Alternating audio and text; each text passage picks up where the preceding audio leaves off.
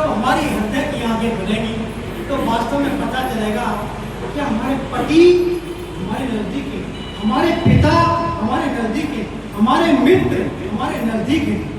जो भी संबंध आप बनाना चाहते हैं, तो मीरा जब इस ज्ञान को प्राप्त की तो प्रतिबंध में थी अपने सास ससुर के, तो किसी तरह से निकल के और अशांत थी, किस तरह से मैं अपने प्रभु की महिमा सुनाऊं लोगों को। तो चुपके से निकल के चौराहे पर पहुंची हो, चित्तौड़गढ़ के चौराहे पर जब पहुंची तो उसने सोचा कैसे लोगों को इकट्ठा किया जाए।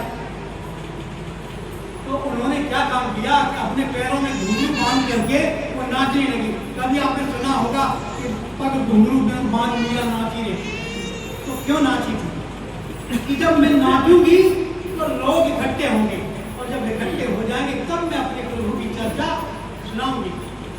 तो काफी लोग जब इकट्ठे हो गए अपने गुरु की महिमा और सुना रही थी, तो सुनने वाले कुछ ऐसे भी होते हैं तो अच्छी बातें नहीं सुनते, वो तो गलत बातों को सुनते हैं। तो वो राजा के पास पहुंचे और उसके ससुर से कहते हैं कि महाराज आपकी बहू तो चौराहे पे नाच रही है, आपकी तो नाक कट गई। उसके पति ने सुना तो वो बेहोश होकर गिर पड़े, बोले वो आज तो मेरी बेइज्जती करवा दी। उसके ससुर घोड़े पे बैठ के वहीं पहुंचे जहां मीरा का महाराज जी की महिमा सुना रही थी।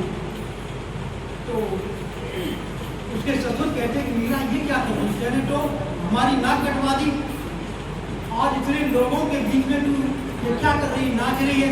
किस चीज की कमी थी, सोने के भंडार भरे हुए हमारे पास, किसी चीज की कमी नहीं थी, और तेरे पति ने सुना वो तो बेहोश पड़ा है।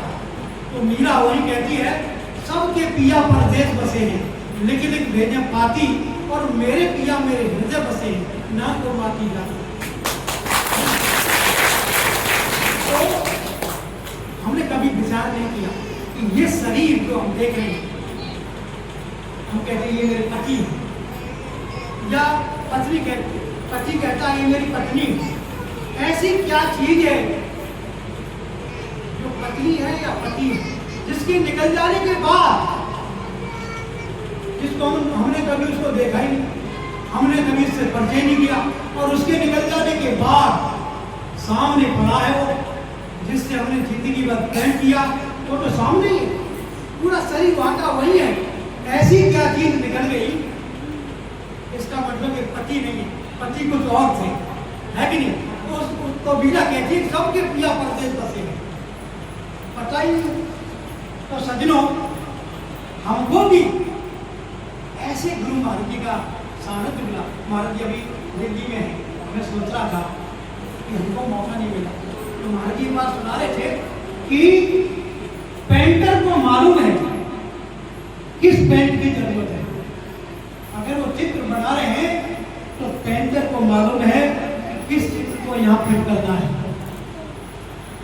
ये नहीं कि काला भी कहे मुझे भी लगाओ, सफेद कहे मुझे भी लगाओ, नहीं, रिजर्व में नहीं, सभी रिजर्व में है।